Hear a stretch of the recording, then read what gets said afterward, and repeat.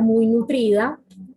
Qué bueno, el profe Soto se habla solo, ¿cierto? Eh, También hoy vamos a tener la intervención de la profe de religión, que nos va a hacer, digamos, como una especie de invitación a lo que ella, a lo que vamos a ver con ella, a las temáticas correspondientes ya de la guía 2 en adelante, de religión, ¿cierto?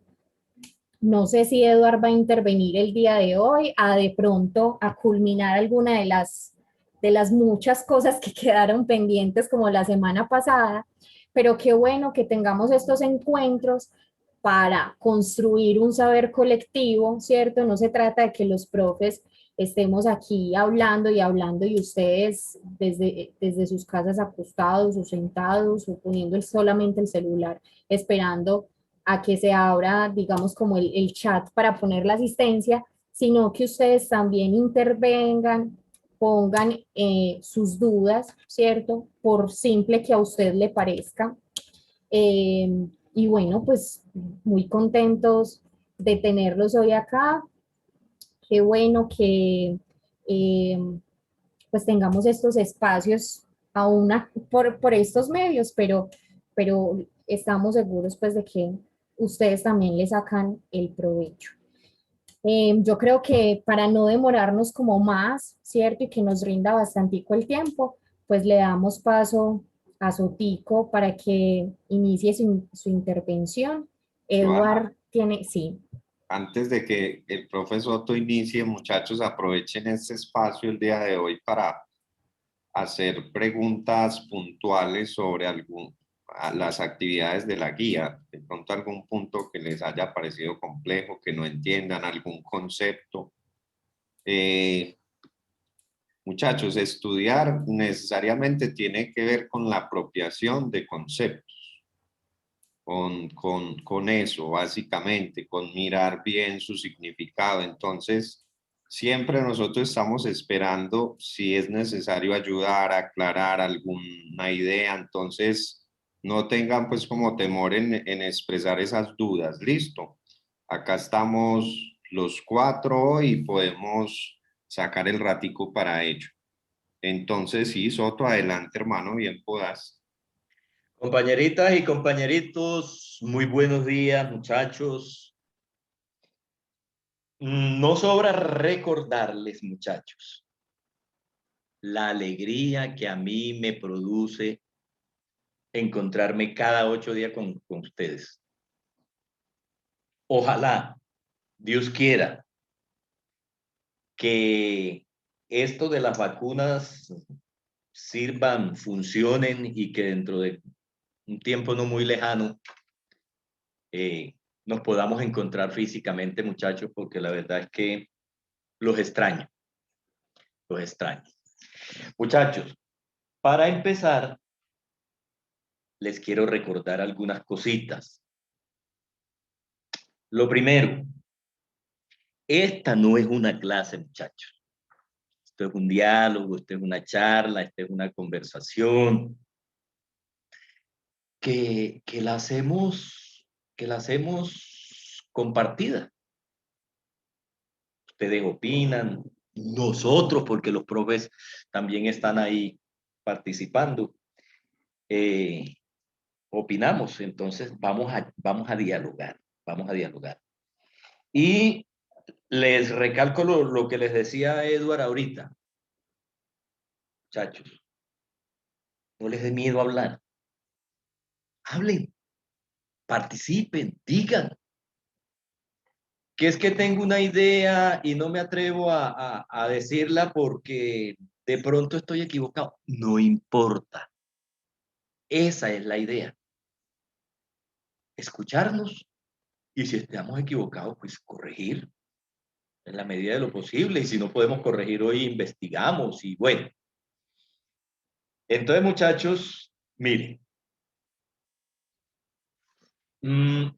El trabajito de hoy conmigo lo vamos a hacer rapidito hasta las 9 porque yo tengo que salir a una cita, una cosa por allí, entonces va hasta donde podamos. Pero básicamente es lo siguiente. Ustedes saben que yo antes de empezar la clase, al azar, yo digo unos nombres para saber si están ahí o no están, para uno saber cómo va manejando las cosas. Hacemos un recuento de lo que vimos hace 8 días, para que las cosas nos queden bien determinaditas. Y en la segunda parte, si no lo logramos hoy, lo hacemos entre 8 días, vamos a hablar de la Cátedra para la Paz, o Cátedra de la Paz. Y vamos a hablar un poquito de la equidad de género. Si no lo logramos hoy, como les digo, lo hacemos dentro de 8 días.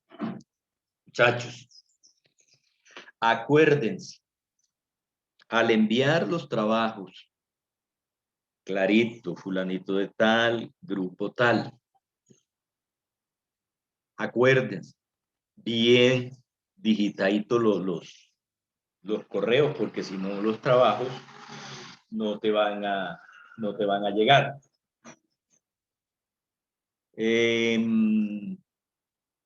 Vamos a averiguar por algunos compañeritos, a ver si de pronto están por ahí, si no están, bueno, bien, vamos a mirar. Villada Colorado, Julián. Señor, ¿Cómo amaneciste, Julián? muy bien, ¿y usted? Bien, mijo, ¿cómo anda todo? Bien, bien, Dispuesto, con muchos ánimos. siempre. Claro, de eso se trata, me alegra. Murillo Berruecos, Brian Alexis. Murillo. Murillo me la queda debiendo. Me la queda debiendo Murillo.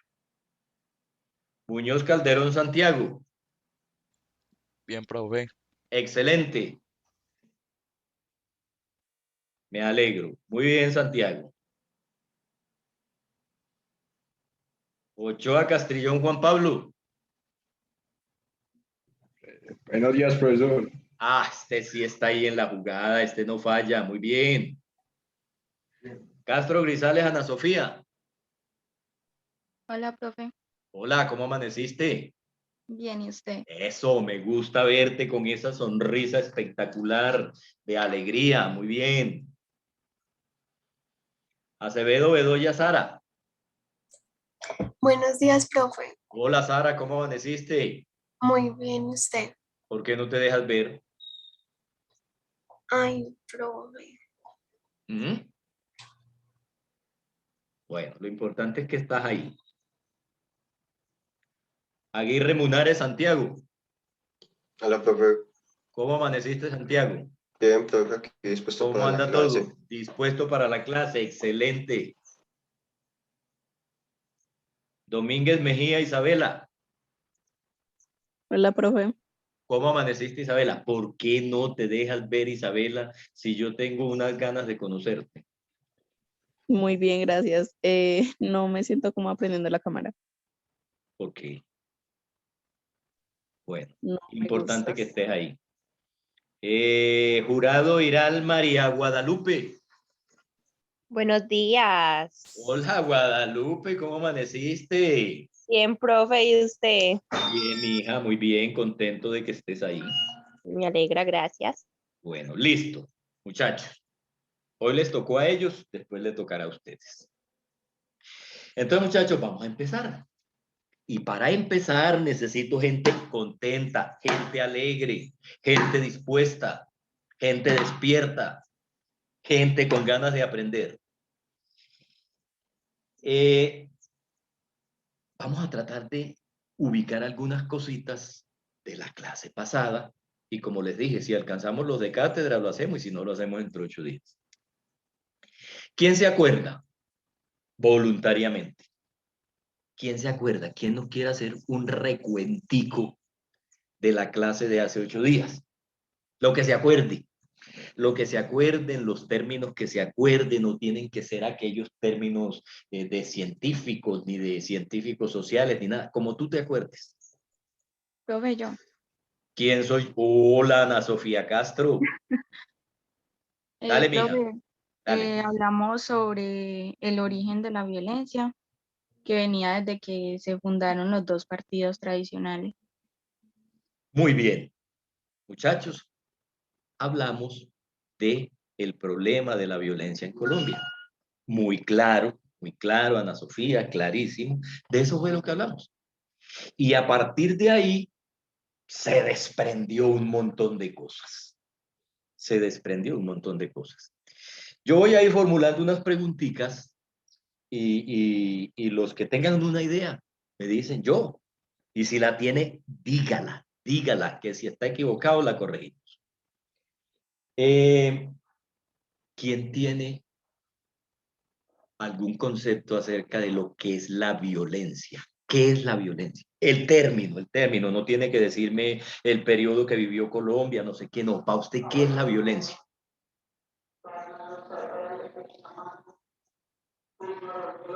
Escucho. Profe, Dime, María Guadalupe. para mí la violencia sería como en sí la violación de los derechos. La violación de los derechos humanos, eso es violencia. Muy bien. ¿Quién tiene otra idea de violencia? Yo, profe. Dale.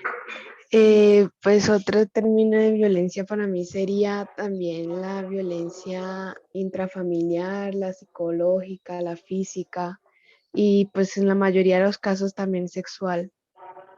Bueno, muy bien. Excelente. Muchachos, violencia es cualquier tipo de agresión. Ya lo dijeron las compañeritas. Y espero oír también compañeritos. Violencia es cualquier tipo de agresión que a ti te hagan. Física, y lo dijo ahora la compañerita, psicológica.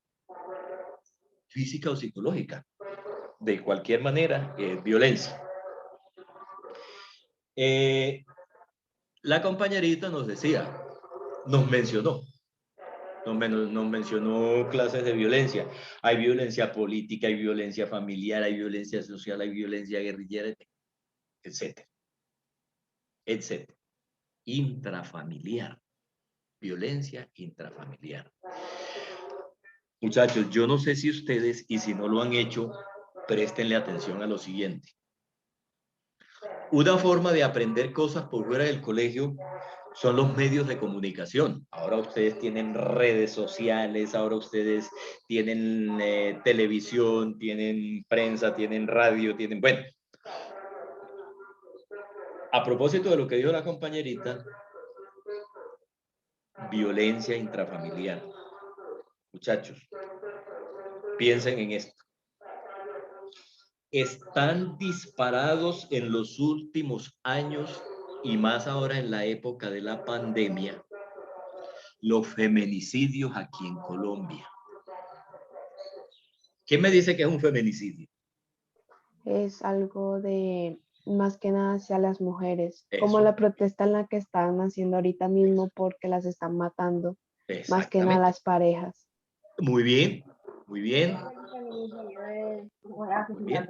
El feminicidio es el asesinato de la mujer, el asesinato de las mujeres. Ese es un tipo de violencia que mencionó la compañerita ahora, que se llama violencia intrafamiliar, que está disparado. Más adelante nosotros vamos a hablar sobre ese asunto. Ustedes en el trabajo que están haciendo, muchachos, ya muchos lo han mandado, ustedes encuentran que estos tres conceptos que yo les voy a nombrar ahora se repiten en sociales, se repiten en economía, se repiten en política. Yo les voy a decir los conceptos y el que tenga una idea me dice por qué esos conceptos siempre están ahí. ¿Por qué siempre están ahí? ¿Cuáles son los conceptos? Política, economía y social. Usted siempre ve, ¿cuáles fueron las consecuencias sociales, económicas y políticas y culturales de? ¿Por qué siempre eso, muchachos? Y los vamos a seguir encontrando de aquí a noviembre, de aquí a yo no sé cuánto, cuando si Dios permite que lleguemos hasta allá. ¿Por qué siempre en los temas de sociales, en los temas de economía, en los temas de política, en todos estos temas que tienen que ver con nosotros, aparecen siempre? ¿Cuál será la razón? ¿Ustedes qué creen? Pues lo que yo creo es que siempre va a estar ahí porque en realidad todo lo que nos rodea es así, ¿no? La economía por todo lado, en el sentido de que está en lo más mínimo, ir a comprar la política, el presidente, cosas así, entonces siempre nos rodean. Excelente, excelente. Dime tu nombre. Iriel Ayala. Iriel Ayala. Mire que la compañerita dice unas cosas, muchachos, eso no admite discusión. Lo que la compañerita está diciendo es, sí, obviamente tienen que nombrarlo. ¿Por qué razón? Porque nosotros nos movemos en torno a esas cosas.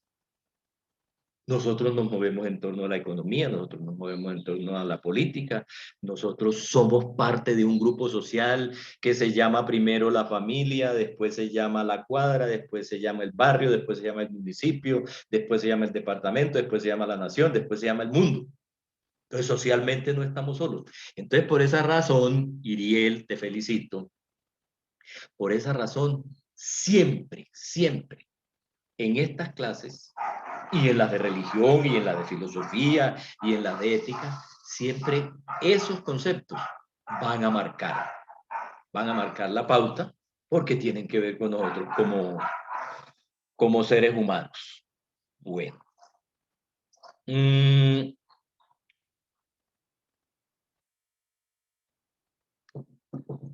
Esta preguntita, si alguien tiene una idea.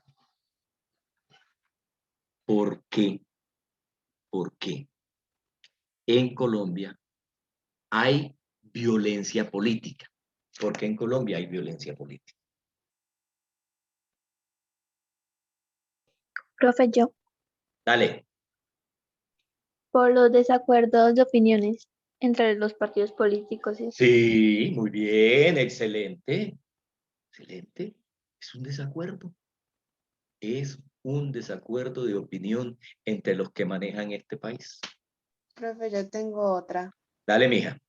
Diferentes opiniones en la economía, en cada partido y más en la presidencia. Excelente. Diferentes ideologías, diferentes formas de ver la política y de ver el mundo. Bueno, muchachos, el día, oiga bien, el día que la gente que gobierna a este país dejen su egoísmo personal y digan, es que hay que gobernar es para la gente, no para nosotros y para nuestro partido, de pronto esto va a mejorar teniendo en cuenta lo que dicen las compañeritas. ¿Cómo es posible, muchachos, que los mismos políticos nuestros, si ustedes ven un noticiero, si ustedes leen, son los mismos políticos nuestros los que incitan a la gente a la violencia? Mire, aquí en Colombia hay una cosa que tiene a este país polarizado, dividido, enfrentado. Voy a decir dos nombres de políticos y espero que esto ustedes lo entiendan muy bien. Si usted lee las redes sociales, si usted mira los noticieros, entonces usted encuentra que de un lado un señor que se llama Álvaro Uribe insulta a otro que se llama Gustavo Petro. Este insulta a señor que se llama Iván Cepeda, insulta al presidente. Entonces, muchachos, si es el ejemplo que nos dan los políticos nuestros, ¿para dónde vamos? ¿Para dónde vamos? Eso genera violencia, que es de lo que nosotros estamos hablando. Y el trabajo que ustedes están haciendo, o el que hicieron ya algunos, es eso. Es una violencia que ha vivido este país, protagonizada por quienes han manejado este país, protagonizada por quienes nos han gobernado históricamente. Mire el acuerdo que hizo el gobierno pasado, el gobierno de Juan Manuel Santos con la FARC. ¿Cómo es posible que haya sido un mismo partido político colombiano, el Centro Democrático, que es el del presidente que tenemos? Fueron los primeros que se opusieron a los acuerdos y se siguen oponiendo. Entonces uno se hace una pregunta, entonces ¿esta gente qué quiere? Esta gente no quiere el país. Entonces pareciera ser que los políticos nuestros lo que quieren es sus intereses personales y sus intereses de partido y que el país les importe un poquito y por eso estamos como estamos. Bueno.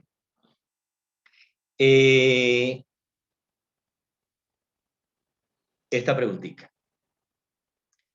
La violencia en cualquiera de sus formas, acuérdense que ya las compañeritas dijeron familiar, guerrillera, bandas, no sé qué.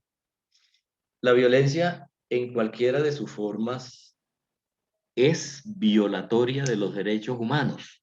¿Ustedes qué creen? Profe, yo creo que sí. Dale. Pues creo que sí, porque pues cualquier tipo de agresión, ya sea física o psicológica, siempre va a vulnerar el derecho de cada persona Muy bien, Ana Sofía. a poder expresarse, a poder hacer las cosas que quiere. Muy bien, Ana Sofía. Muchachos, cualquier forma de violencia, física o psicológica, es violatorio de tus derechos humanos. Es violatorio de tu dignidad. ¿Qué son los derechos humanos? Mi dignidad como ser humano. Entonces, cualquier cosa que atente contra tu dignidad de ser humano, de persona, eso es violatorio de los derechos humanos. Mira este ejemplo tan sencillo. Estás en clase conmigo. Obviamente que esto lo tengo yo muy claro, esto conmigo nunca va a pasar, es un ejemplo que les voy a poner. Juan Pablo Ochoa, yo le hago una pregunta a Juan Pablo y Juan Pablo no me sabe responder. Y yo como profe le digo, no, hermano, es que usted sí, no, usted es un bruto, usted no sirve para nada. Muchachos, ahí hay una clara violación de los derechos del compañero. Entonces, ese tipo de actitudes no pueden ser y hay que cambiarlas. Hay que cambiarlas. Dentro de los hogares, dentro de las casas. Y de esto vamos a hablar dentro de 8 días, de la equidad de género. Nosotros somos el producto de una cultura machista, horrible. Y dentro de las casas, muchachos, escuchen esto. Muchas veces, sin darse cuenta, dentro de las casas hay unas agresiones psicológicas que sin darse cuenta están ofendiendo al otro. Ahí hay violación de este tipo de cosas. Muy bien. Tendrá que ver. Pregunta. Tendrá que ver la violencia que hoy vive el país. Muchachos, 76 masacres en el 2002, en el 2020, perdón, 76 masacres. 300 y pico de muertos de esas masacres. Desapariciones. Mire esos pelados que salieron de por allá de Quindío, de Risaralda, de yo no sé dónde, para la costa a conocer el mar, no sé qué, y se perdieron aquí en territorio antioqueño, allí en Valdivia, por ahí.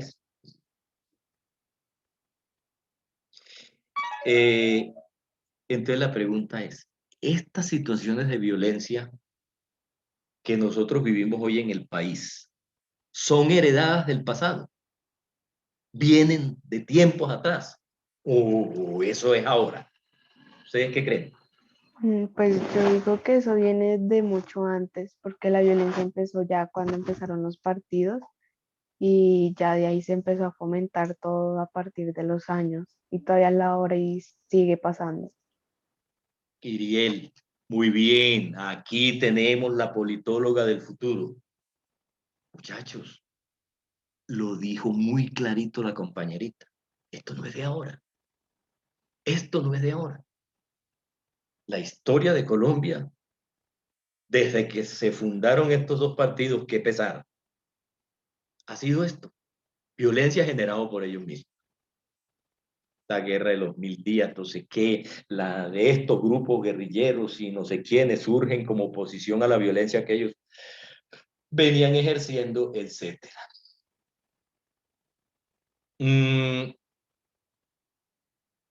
¿Ustedes qué entienden, muchachos, por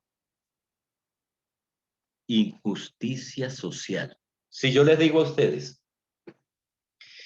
mientras en Colombia haya la injusticia social que hay, no habrá paz. ¿Ustedes qué entienden? ¿Yo qué les estoy diciendo ahí?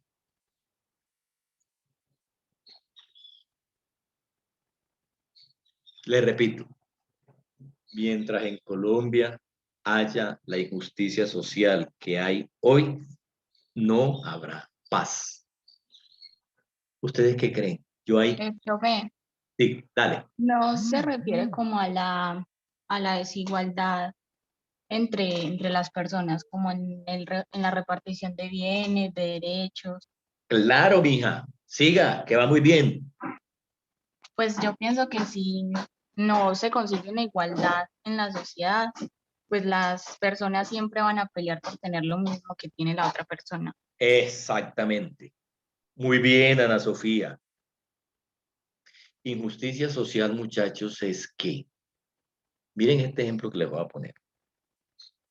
Injusticia social es que en Colombia, 269, 270, que son los senadores y los representantes a la Cámara, se ganen mensualmente 34 millones de pesos, sin sumarle arandelas.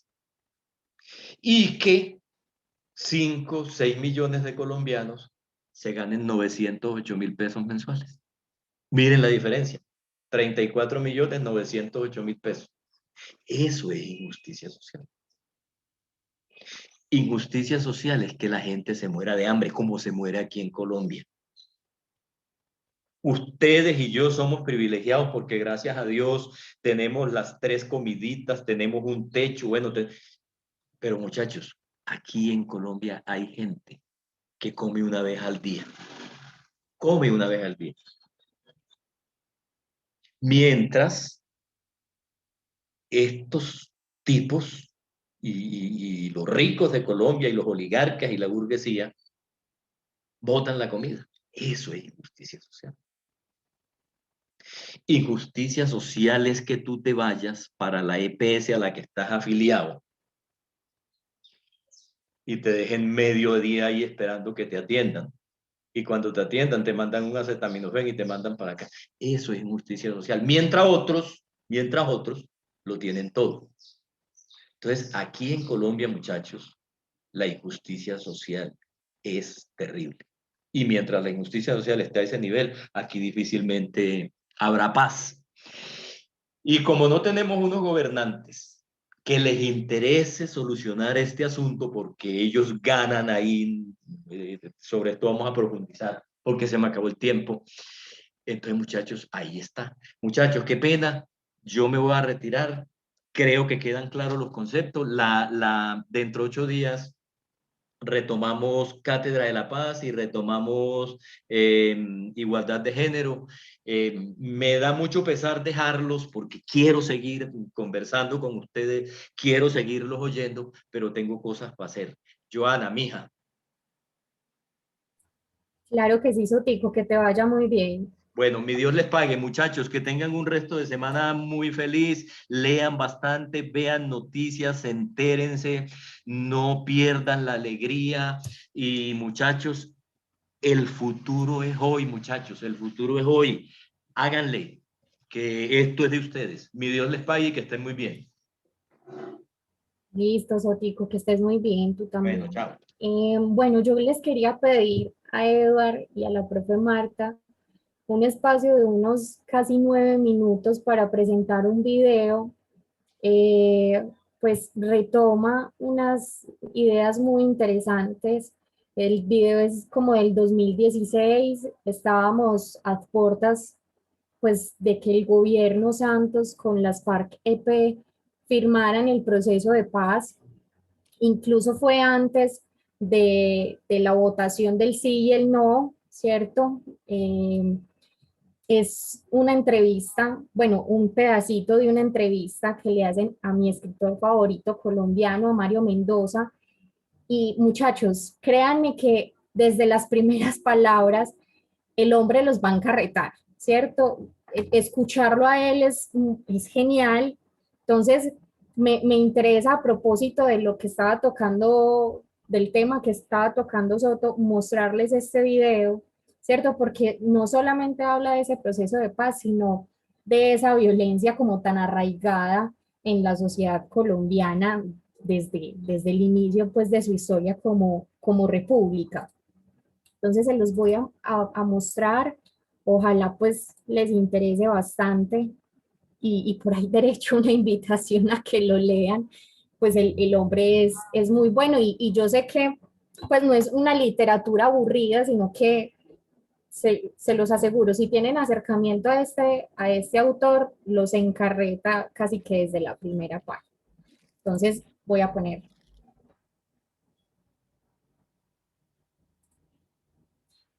Sí compartí, como siempre, se me olvidó compartir el sonido, sí.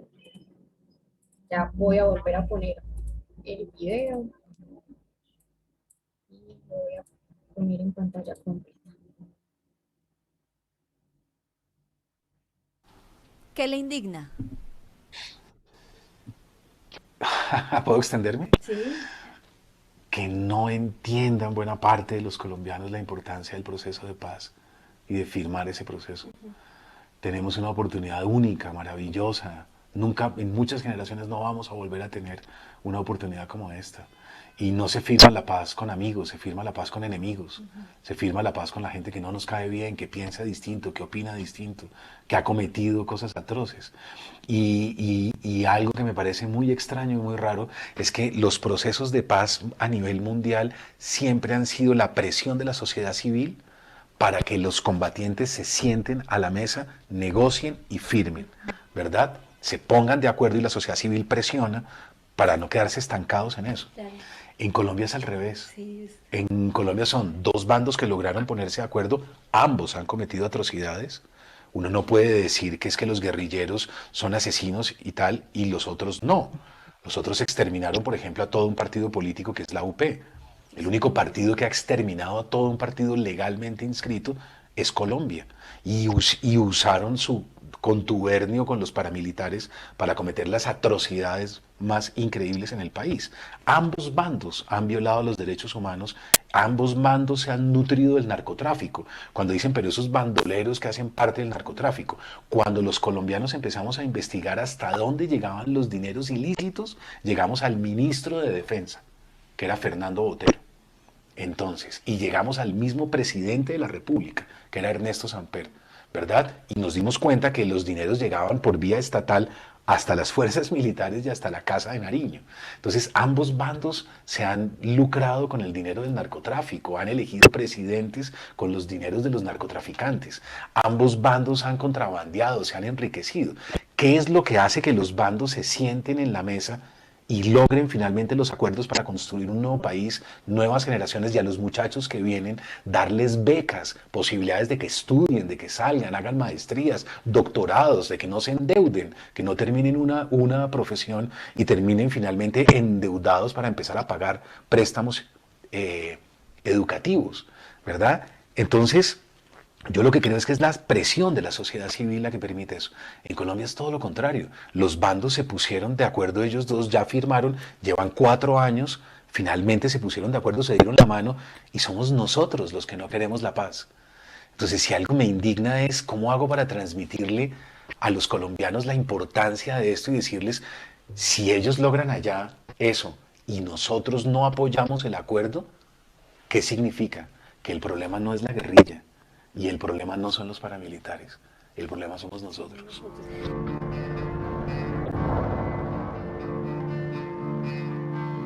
Yo creo que sí somos capaces, yo creo que podemos.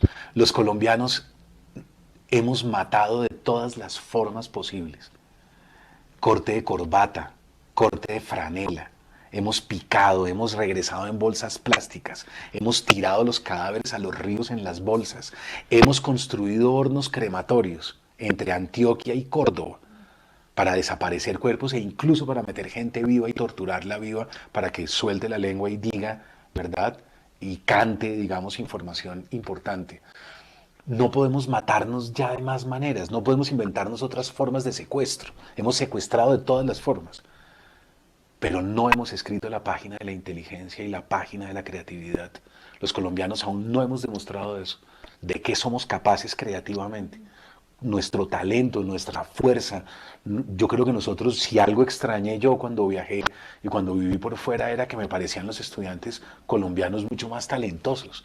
Me parecían más brillantes que mis estudiantes cuando estaba por fuera en Estados Unidos o donde fuera. Me parecían más curiosos, me parecían ágiles, rápidos, cineclubes, se inventan, están al día, discuten, charlan, políticamente son súper interesantes. Y yo creo que está pendiente de eso. Y somos capaces, yo creo que sí podemos escribir esa página. Yo creo que yo lucho todo el tiempo por eso, voy a los colegios, hablo de mis libros, incito a la lectura una y otra vez, buscando que seamos capaces de construir ese nuevo país. Y yo creo que sí, yo creo que si lo logramos nos podemos morir felices. Yo no creo que los colombianos de verdad estemos condenados a eso, me parece imposible. Somos capaces de crear nuevos imaginarios. Y esos imaginarios están muy ligados a la creatividad, a los posgrados, a los doctorados, a las maestrías. Hay gente talentosísima en el mundo de la fotografía, en el mundo del cine, pero no tienen patrocinio. No hay financiación, no hay cómo ir a estudiar con los mejores o en las mejores universidades. Si sacamos el presupuesto del Ministerio de Guerra, del Ministerio de Defensa, y lo pasamos a educación y cultura, vamos a tener para poder pagarles todo eso. ¿Cómo no vamos a ser capaces de eso? No hay un ejemplo en el mundo, uno, de un país que haya salido del subdesarrollo comprando armas y tanques. ¿Cuál? ¿Dónde? Que me citen un ejemplo y yo digo, bueno, listo, compremos armas, sigámonos matando y buenísimo. No. La única forma de salir es educación y cultura. Ese es el caso de Singapur, ese es el caso de Corea del Sur, ese es el caso de la India. Todos los países que han pegado ese salto lo han pegado a punta de patrimonio inmaterial, es decir, a punta de inteligencia. Y lo otro que me disgusta profundamente es que yo pondría en ese voto donde yo hubiera hecho el plebiscito, yo hubiera puesto algo, y es, si usted vota por la guerra, váyase a la guerra. Usted, y mande a sus hijos a la guerra. O sea, pero es que aquí hay una doble moral, aquí hay algo que es moralmente incorrecto. Y es que yo voto por la guerra, o sea, voto por no tener el proceso de paz, pero mando a que se mueran otros, a que se maten otros. Y hacer la guerra con sangre ajena es muy fácil. Pero si uno es consecuente, entonces uno debe firmar e irse para la guerra. Y decir, yo voto por esto, yo pongo mi pellejo en esto. ¿Cuántos hijos de senadores de la República están en contraguerrilla? ¿Cuántos hijos de representantes a la Cámara están en contraguerrilla? ¿Cuántos hijos de grandes empresarios colombianos o de estratos 5 y 6 están en la guerra? 0.0, te lo podría garantizar. No, es votar para que se vayan a morir los estratos 1 y 2. ¿Por qué? ¿Por qué los estratos 1 y 2 no pueden ser médicos? ¿Por qué no pueden ser arquitectos, ingenieros? ¿Por qué no podemos mandarlos? Eso es de una crueldad increíble. Entonces yo creo que la gente debería reflexionar, la gente debería dejar de ser tan cruel y la gente debería decir, sí podemos. Voy a dar un voto por la paz para construir un nuevo país y una nueva nación. ¿Izquierda o derecha? Centro, demócrata total y convencido absoluto. Yo creo que no hay nada más revolucionario que la igualdad. O sea, la democracia es todos somos iguales. Y yo no puedo entender nada más revolucionario que eso. Todos somos iguales, imagínate. ¿Qué hay más revolucionario que eso? ¿Un escritor? Un escritor colombiano, Eduardo Salamea Borda. con 4 años a bordo de mí mismo, entre muchos otros que me gustan. Por fuera, un peruano, Alonso Cueto, acaba de publicar una novela que se llama La Pasajera, y basados, perdón, en esa novela hicieron Magallanes, la película que creo que todavía está en cartelera, no estoy seguro. ¿Una película? Uy, Tarkovsky, todas las de Tarkovsky, todas las películas de Andrei Tarkovsky.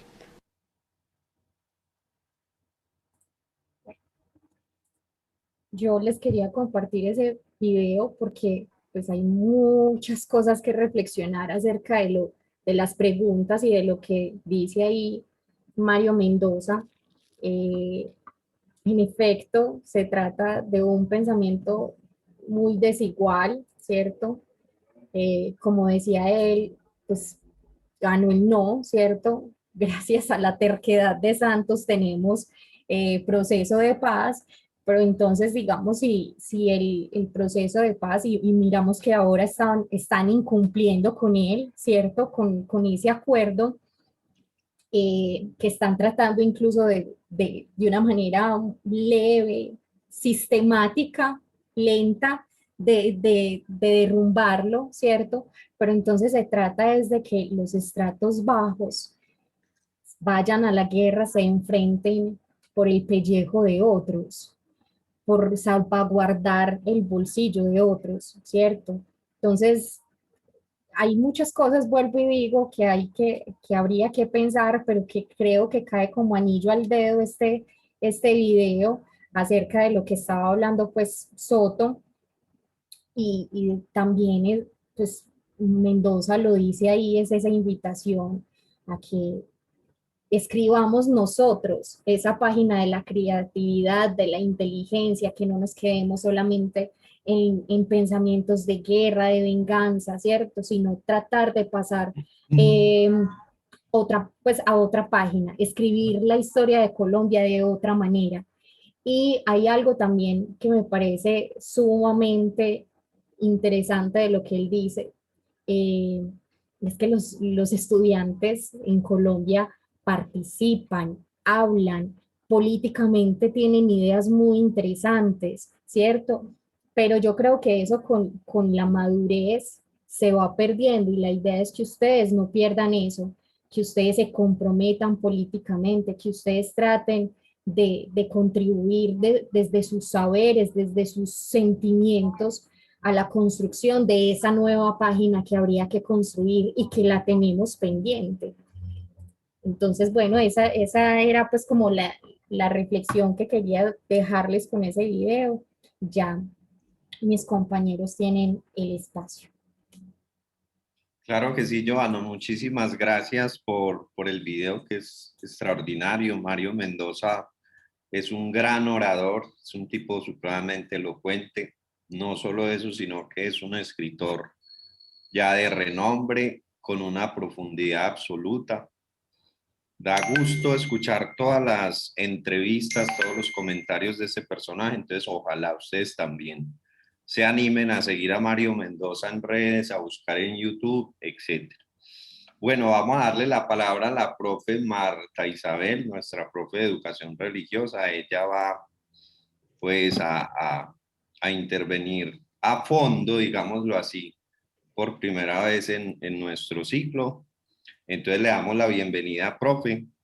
Estos muchachos de décimo son excelentes, muy inteligentes todos. Entonces ahí te dejamos con ellos. Bienvenida. Gracias, Eduard.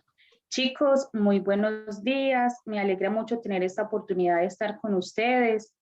A través de sus intervenciones, ir conociendo un poquito de cada uno. Como decía la compañera Johanna en otro momento, no hay nada más bonito que verlos expresar libremente sus opiniones y ver cómo poco a poco van construyendo su conocimiento.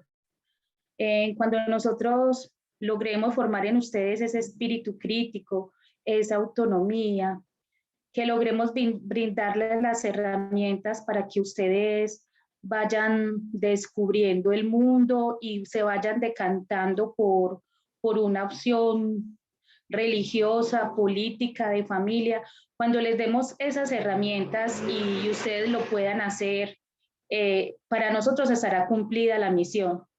No se trata de transmitirles un sesgo político o religioso, pues cuando los hechos son tan contundentes, la persona se puede acercar a los hechos y, como les dicen los profes, chicos, lean, infórmense, debatan, estudien, analicen. No hay nada en el mundo que sea totalmente malo ni nada que sea totalmente bueno. Igual todas las personas. Hasta las personas más malas respetan a su madre algunos. Hasta las personas más malas pueden amar los animales. Y hasta las personas que pensamos que son más buenas pueden calumniar, ofender o humillar a otro. Entonces, en el mundo no hay nada que sea tan bueno ni nada que sea tan malo.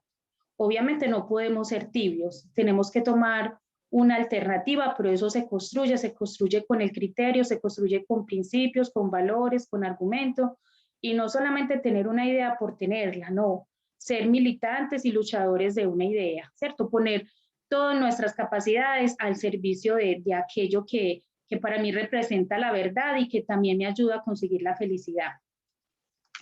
Bueno, la clase de educación religiosa a muchos no les gusta o piensan que es de relleno. Y quizás los culpables somos nosotros mismos porque muchas veces se abordó como una catequesis, ¿cierto? Como una catequesis, como una dogmatización, como una repetición, y de eso no se trata. La clase está totalmente estructurada en todos sus niveles, prácticamente desde preescolar hasta 11. Incluso no hay ejes que se repitan. Ustedes cuando estaban en primerito vieron la vida, en segundo de primaria el eje era la amistad, en tercero la celebración, en cuarto el compromiso, en quinto el testimonio, en sexto la persona humana y su dignidad, en séptimo la familia, en octavo la comunidad, en noveno la moral, en décimo el proyecto de vida y en 11 constructores de una nueva sociedad. Y esos temas son ejes conductuales para todo el año y se miran desde 3 ejes. El primero es antropológico, o sea, desde la vida misma, desde lo social, desde la experiencia real de los seres humanos con respecto a la persona, a la familia, a la comunidad, a cada tema. Hay otro eje en el que se miran esos temas y es el eje bíblico, ¿cierto? El eje del Antiguo Testamento. También se mira luego del eje del Nuevo Testamento y luego desde el punto de vista de la Iglesia. ¿Qué pasa? Este año estamos trabajando de una forma integrada porque, como decíamos también, todo tiene que ver con la persona, con la familia, con lo humano, con lo social, con el progreso y con el desarrollo. Entonces, también la educación religiosa es subsidiaria de todos esos contenidos que hay ahí y aporta mucho. Desde otro punto de vista, los fines de la educación en cualquier país contemplan esa dimensión trascendente y espiritual. No podemos educar a una persona súper tesa en los números, súper capaz en muchas áreas del conocimiento, pero que su estructura moral, anímica y espiritual está minada, se siente flojo, se siente acomplejado, se siente sin esperanza, sin sentido, sin norte. Esa persona difícilmente triunfará.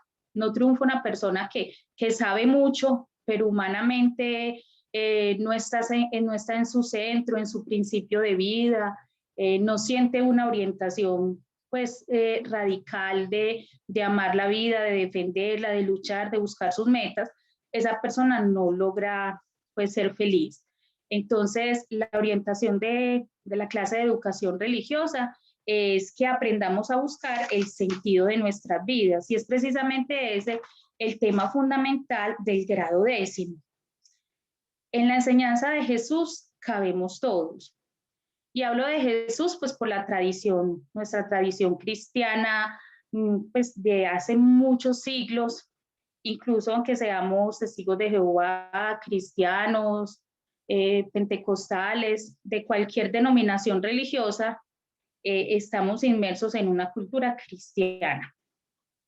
Entonces, no podemos abordar la clase de religión tampoco ya les dije que desde el punto de vista de la catequesis, no, porque aquí no se trata de preparar para los sacramentos, aquí no se trata de cristianizar.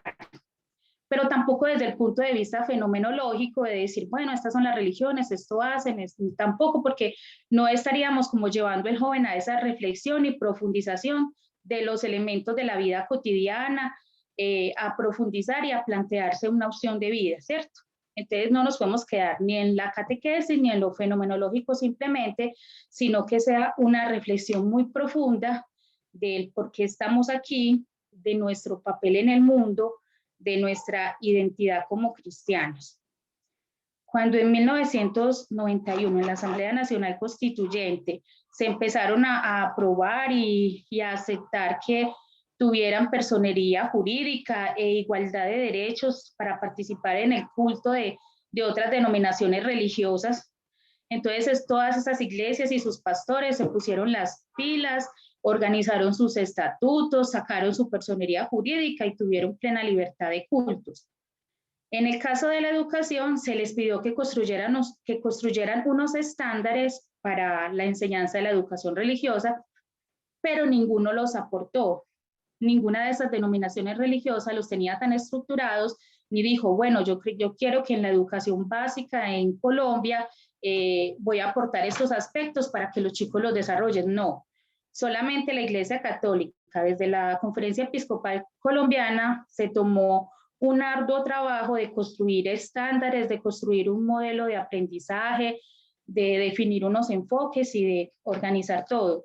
Y por eso, en gran parte, en muchos colegios, pues la educación religiosa tiene un tinte desde lo católico, pero eso no implica que las personas de otras religiones se sientan mal. Al contrario, el hecho de uno pertenecer a una religión y de saber lo que implica tener una relación con Dios hace que uno esté dispuesto a aceptar la dignidad del creyente en cualquier religión. Si usted es animista, si cree en los astros, si cree en Alá, si cree en Buda, si cree en Krishna, en lo que creas. En lo que creas tienes libertad de creer y puedes desarrollar esa parte trascendente y espiritual. Bueno, yo les voy a compartir un video que me parece muy bonito, aunque en el fondo a veces es un poco triste, pero ese video me encanta. Es una parte de una película que se llama Mos. Entonces voy a intentar compartirlo porque cada que intento compartir video no me da, pero voy a tratar de hacerlo. Espérate, yo vuelvo a mi pantalla. Es que siempre me salgo de mi pantalla cuando voy a compartir el video. Listo. Vamos a compartir.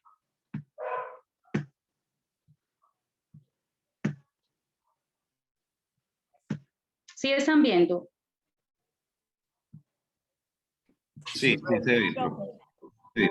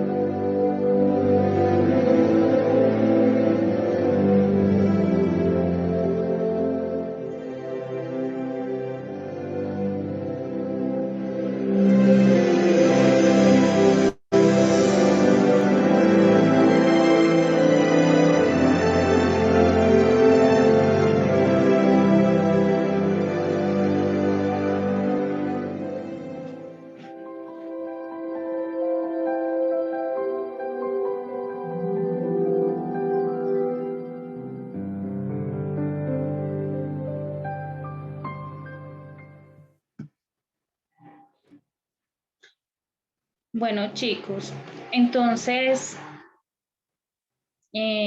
a ver, ¿qué impresiones tienen ustedes de este video? ¿Alguien quiere compartir algo? ¿Alguien quiere expresar algo? Paulina hasta que se habla. Bien podas, Paulina. Después de Susana Castrillón, que ya levantó la mano. Bien podada, Susana. Susana. Nos había levantado la manito. Profe, Ya sí, hola. Bien podas. ¿Cómo estás? Bien, profe. Esto va para la profesora que nos va a enseñar religión, que nos va a educar en el área religiosa.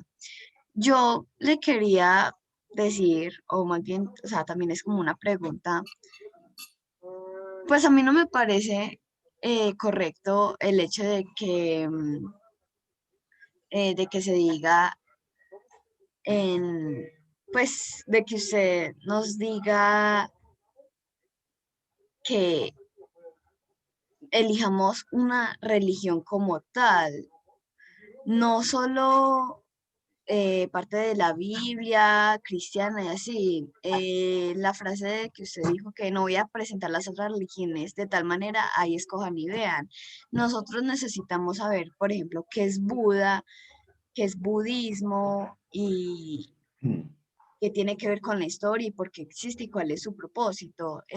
También necesitamos saber necesitamos aprender las diferentes culturas y sus religiones, porque pues no toda la religión es cristianismo. O sea, necesitamos una orientación como tal para no verse tan perdidos, porque pues si de eso se trata, pues ya creo que estamos demasiado perdidos socialmente en este tema de la religión. No, Susana, qué pena, no quise decir eso. De hecho, está contemplado en algunas materias ver las religiones básicas, ¿cierto? Las religiones más importantes. Está siempre en el plan de educación religiosa, siempre está. Mirar las 5 religiones, los valores, sus principios, en qué creen, en qué se basan, cuál es su filosofía. Yo cuando dije eso era que no me quería como focalizar únicamente en eso, en mostrarles este es el panorama de las religiones y ya, no.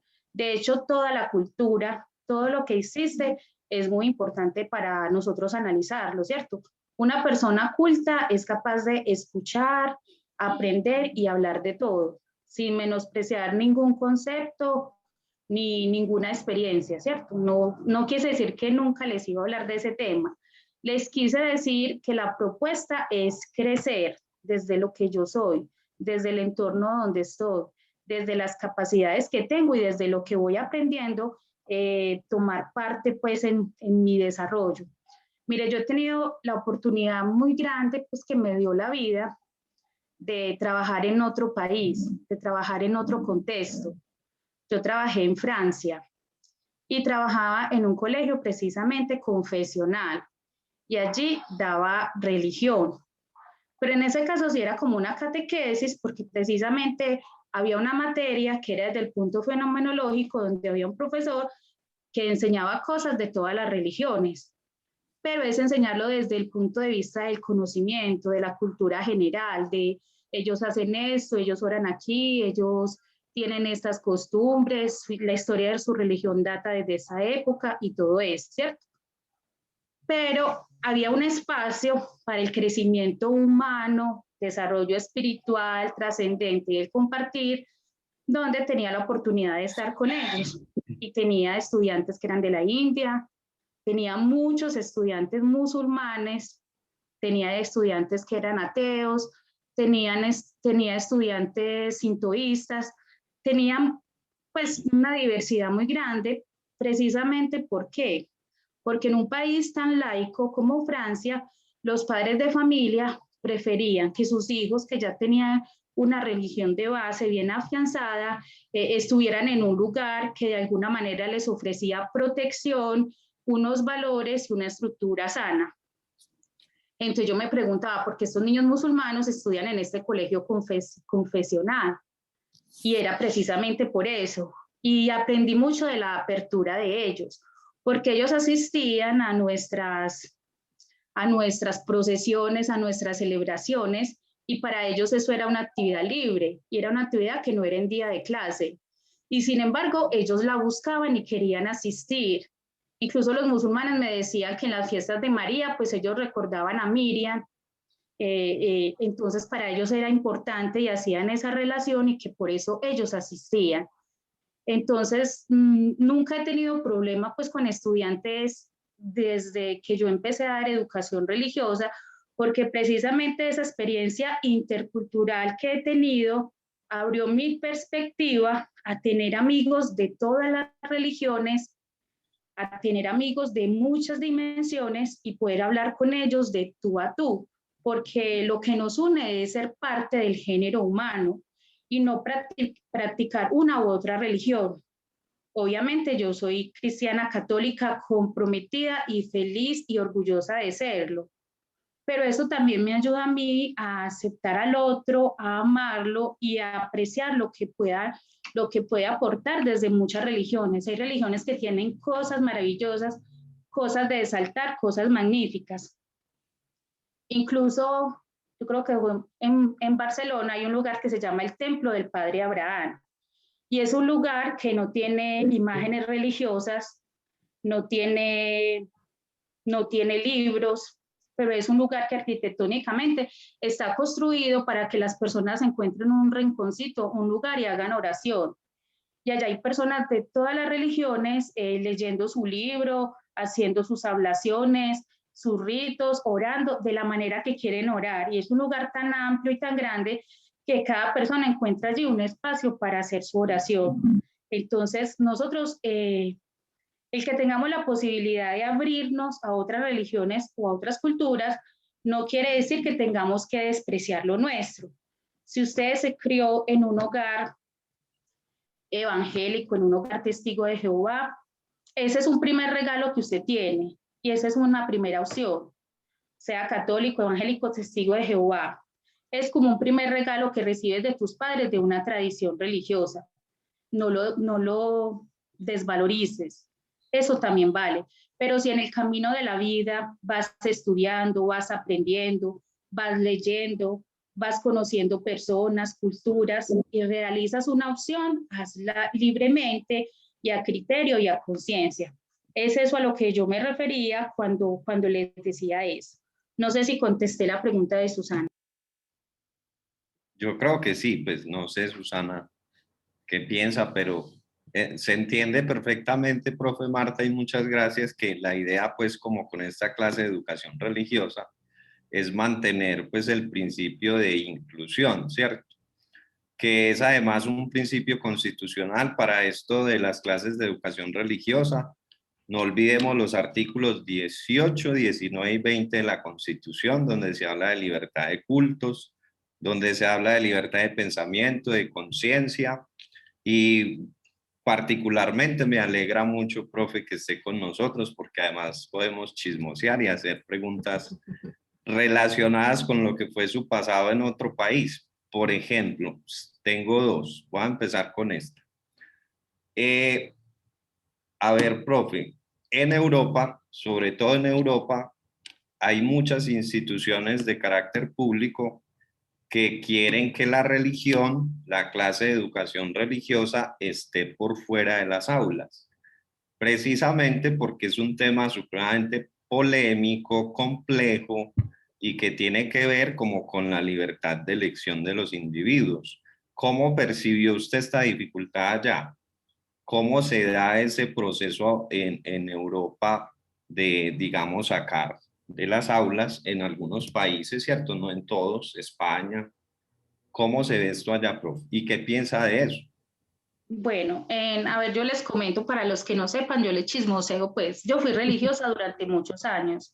Yo fui religiosa durante 13 años y por eso tuve la oportunidad de estar en esos países.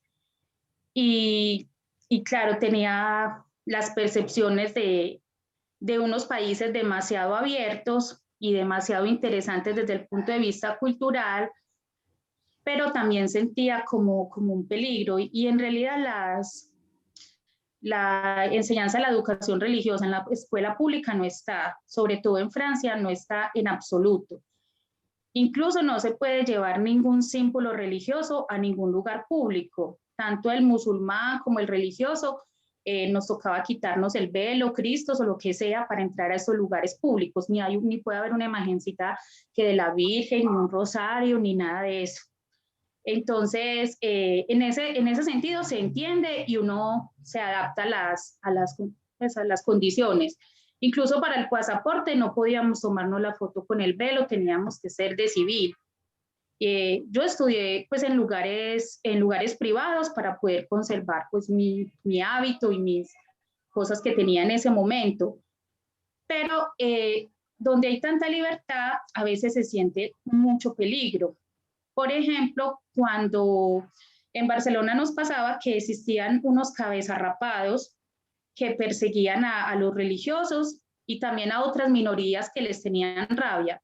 Entonces, el hecho de que usted se sienta perseguido, que le toque correr, porque hay otros detrás con cadenas y perros de esos bravos que usted siente que le pueden hacer daño, o que incluso muchas compañeras fueron agredidas o escupidas o insultadas por el hecho de ser religiosas. Entonces, eso hace también gala de que si debe existir la libertad, debe existir el respeto. No se puede ir en contra de una práctica religiosa porque tampoco estaría dejando de ejercer la libertad al otro. O sea, yo estoy de acuerdo en que hayan países que se declaren laicos y que hayan unas condiciones igualitarias para todos, pero no la persecución de la expresión religiosa mínima de las personas que pueden tener en una calle vistiendo como quieren vestir, orando como quieren orar o siendo como quieren ser.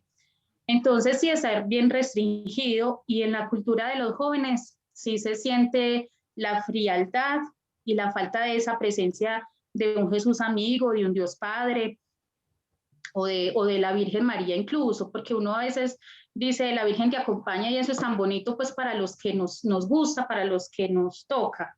Entonces, para los jóvenes a veces una cultura muy fría, muy materialista y que tienen muchos insultos a lo sagrado, que dicen hostias, me cago en la hostia, pues cosas que para mí son blasfemias y son horribles, pero es parte de una cultura que se ha ido difundiendo, pero a la final el ser humano tiene que rescatarse y saber que la iglesia no es una estructura física, no es un templo, ni es una organización pues jerárquica, sino que donde hay amor, justicia, respeto, igualdad, hay una estructura espiritual y eso es la iglesia. Entonces, a veces decían, dentro de la iglesia católica no hay salvación. Pero entonces la gente decía, no, pero es que ya condenaron a los demás, esto se cree mejor que los otros.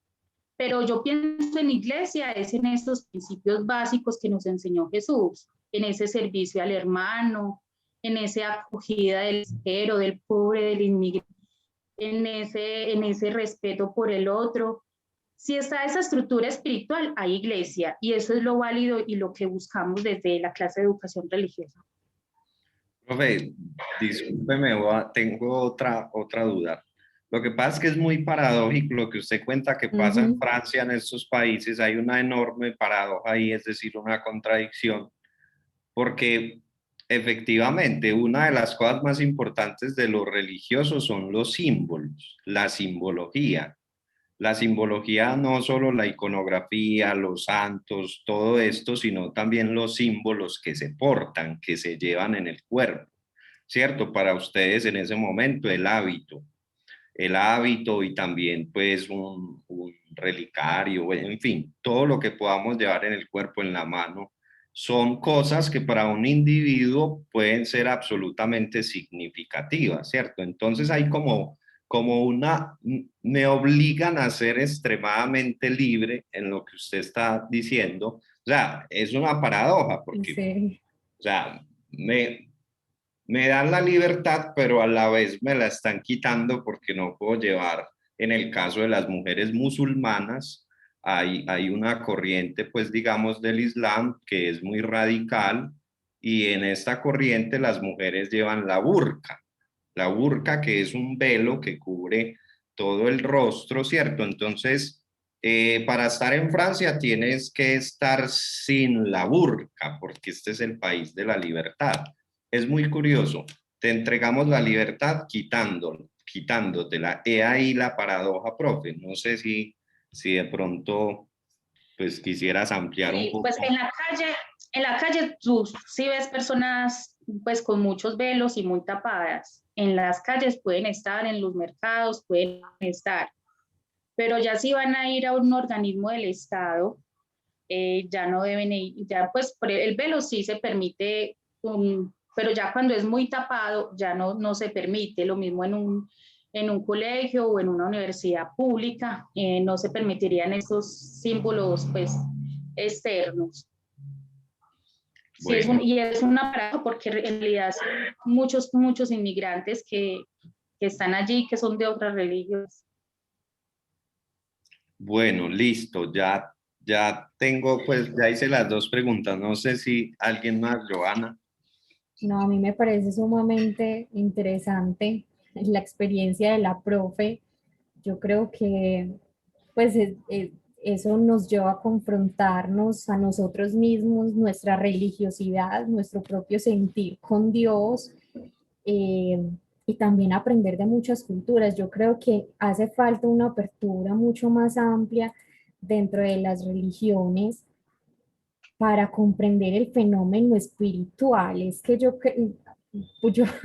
he hablado mucho de la espiritualidad, pero es que creo que eso es lo más importante también dentro de la enseñanza de la religión. ¿Y qué es lo que pasa, por ejemplo, en sociedades? Ahorita cuando la profe hablaba de España y de la frialdad, pues como de los europeos, uno ve que son sociedades pues insatisfechas, que no llevan a cabo como sus realizaciones personales, depresivas. Entonces yo creo que de algún modo también hace falta como ese lado espiritual. Somos seres espirituales, ¿cierto? Seres religiosos también, independientemente de donde lo abordemos. E ignorar eso que tiene sus raíces pues en la modernidad, en la exacerbación de decir somos seres racionales, no necesitamos de nada más para explicar los fenómenos del mundo y somos la última Coca-Cola en el desierto, somos lo máximo en la creación y entonces no necesitamos ejercitar, porque literalmente son ejercicios. Cuando uno practica una religión, uno no solamente ora, uno ejercita una parte trascendente, ¿cierto? Que se conecta según las creencias que cada quien tenga con ese ser superior, ¿cierto? Entonces yo creo que es muy importante que los estudiantes lo vean de esa forma, no ver la clase de religión como una catequesis, ¿cierto? Sino como ese fortalecimiento espiritual y también de conocimiento de otras religiones y otras culturas para esa, pues como esa introspección que necesitamos para estar fuertes espiritualmente. Muchas depresiones, muchos de los síndromes que tenemos actualmente,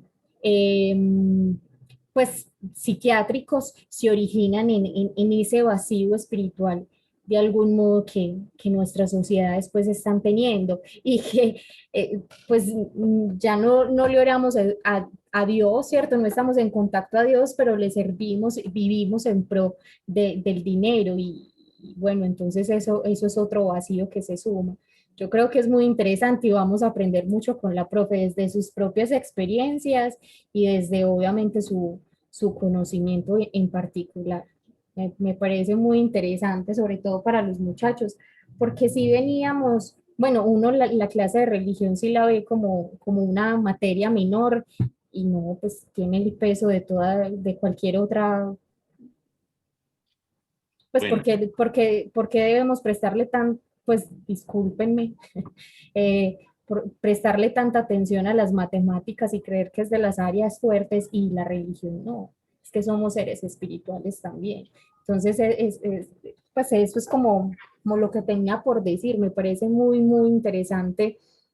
Yo creo que no hubo mejor invitación de la profe que contándonos sus propias experiencias alrededor como de lo que le ha sucedido. Muy, muy interesante, qué chévere.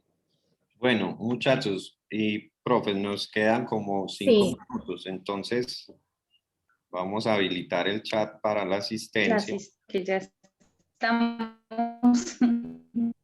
No me da, no sé, espere yo. Bueno, muchachos, vamos a iniciar primero con 10.1, recuerden hacerlo en orden.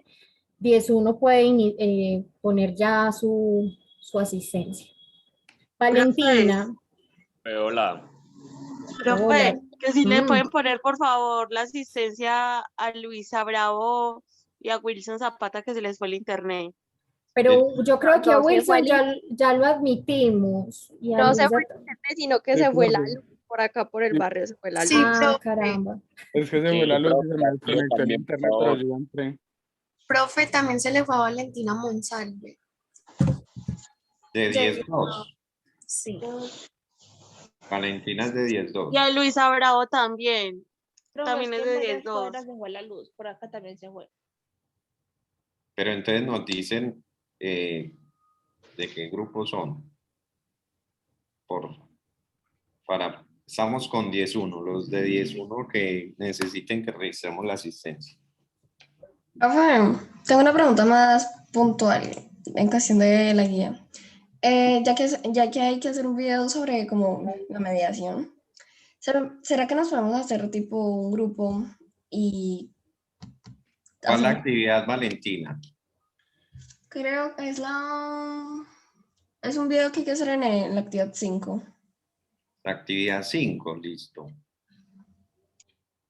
Pero no es la presentación. Es algo de mediación. Listo. Elige entre el arbitraje y la mediación. Profundiza en su significado y demás características. Luego piensa en un conflicto que puedas discutir en casa. Deben realizar un video que deben enviar al evaluador junto con esta guía. ¿Qué te genera dudas, Valentina? La cuestión es que no sé si podría hacerlo con otras 2 compañeras y como simular una mediación. Sí, yo creo que sí. Lo más importante es la apropiación de los conceptos, ¿cierto? Si la mamá, el papá, pues les colaboran, pues bien. Si lo hacen con compañeras, perfecto. Lo importante es que ustedes entiendan estos mecanismos alternativos de resolución de conflictos, ¿cierto? Y que nosotros desde la clase de ética y valores, bueno, desde todas realmente, disculpen, antepongamos a esa cultura de la violencia algunas actitudes propias, digamos, de la resolución pacífica de conflictos. Entonces, sí lo puedes hacer como quieres. ¿Alguna otra duda? Y muy bacano que pregunten sobre las actividades, muchachos, para que nos quede todo bien hechecito. Sería válido como que una sola situación para las 3 compañeras, o sea, yo y otras 2 compañeras, o tendríamos que hacer diferentes. No, está bien que lo hagan. No tienen que hacer sino uno. Ok. Y recuerden que en ética y valores, en la actividad también 4, tienen que hacer un post creativo. Ustedes pues ya lo saben, utilizando aplicaciones como Canva u otras. Entonces háganlo bien bacano, le toman un pantallazo, o bueno, envían la imagen, pues la pegan a la guía, pues, y ya se lo envían a quien le califica. Háganlo bien, por favor. También tienen que consultar en las actividades de ética y valores algunos conceptos. Recuerden, muchachos, la no violencia no significa tontería, pues, ¿cierto? Ser bobalicones y entonces yo no protesto, no. O sea, ser no violento es anteponer a la cultura de las armas otras actitudes de resistencia pacífica, pero eso no significa entonces no participar de un bloqueíto de vez en cuando, según esto, pues vean. Según esto, la desobediencia civil, las huelgas de hambre, el boicot, Muy interesante con el 8M, 8 de marzo, lo que pasó en las manifestaciones, que eso da que pensar. Ustedes saben que hubo actitudes de rayar paredes. ¿Cómo nos posicionamos nosotros frente a estos actos? ¿Esto es válido o no en la sociedad? El feminismo sin duda está cogiendo muchísima fuerza, me parece importante, pero bueno, otros perciben ciertas actitudes como vandálicas. No les estoy diciendo que tomen posición acá, sino que reflexionen sobre este tipo de cosas, muchachos, porque la movilización social en sí misma es importante. La pregunta es, ¿cómo? ¿Dónde? ¿Hasta dónde? Pues como que se puede llegar. Listo, se Ese se acabó va a el cerrar, tiempo, yo creo. ¿cierto? Ya acabamos. Sí, muchachos, ya los de 10-2 también pusieron su asistencia y yo creo que no, ya es momento de cerrar, nos pasamos muchísimo tiempo. Les deseamos a todos un muy buen día, enviar por favor a tiempo, ya se va cumpliendo el tiempo de ir entregando las guías, así que no lo dejen todo para último momento, tuvieron, digamos, Profe. tiempo. Hola. Que si la ponen la asistencia a Daniel Jaramillo de 10-2, sí, eso, 10-2 que se salió. Ya la estoy poniendo. Listo. Ah, pero se la envía Joana. Espere que es para todos. Listo. Listo. Bueno, profe Marta, muchas gracias. A Excelente. todos, muchas gracias, profes y estudiantes. Hasta luego, hasta luego. Bueno, muchachos, que estén muy bien. Chao. Cuídense.